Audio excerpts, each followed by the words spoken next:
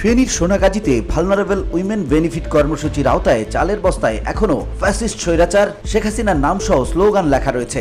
এ নিয়ে স্থানীয়দের মাঝে ক্ষোভের সৃষ্টি হয়েছে। জানা গেছে, রোববার সোনাগাজীর নবাবপুর ইউনিয়ন পরিষদ থেকে VWB কর্মসূচির আওতায় দরিদ্র ও দুস্থ নারীদের মাঝে চাল বিতরণ করা হয়। বিতরণকৃত প্রতিটি বস্তায় কালো কালি দিয়ে বড় অক্ষরে লেখা ছিল, শেখ হাসিনার বাংলাদেশ ক্ষুধা হবে নিরুদ্দেশ।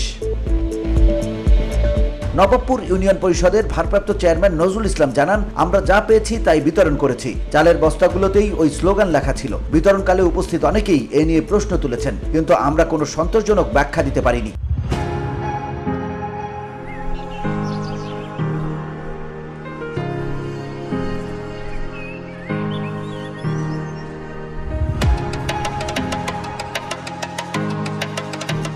ইউনিয়ন পরিষদের প্রশাসনিক কর্মকর্তা মোহাম্মদ জামাল উদ্দিন বিষয়টি নিশ্চিত করে বলেন, ইউনিয়নের 116 জন উপকারভোগীকে জুন মাসের বরাদ্দ অনুযায়ী চাল বিতরণ করা হয়েছে এবং বস্তায় শেখ হাসিনার বাংলাদেশ ক্ষুধা হবে নিরুদ্দেশ লেখা ছিল। তবে কেন এমন বস্তা এসেছে তা আমাদের জানা নেই।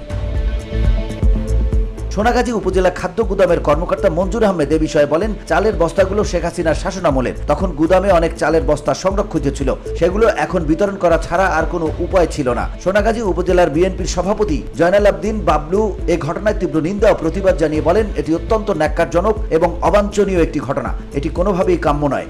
একটু নিরপেক্ষ সরকারি সহায়তা কার্যক্রমে রাজনৈতিক স্লোগান লেখা চালের বস্তা ব্যবহার করা জনসচেতনতা ও প্রশাসনিক দায়বদ্ধতার পরিপন্থী। এ ধরনের কর্মকাণ্ড সরকারের ব্যর্থতা এবং স্বেচ্ছাচারিতার বহিঃপ্রকাশ। VOD Bangla news desk.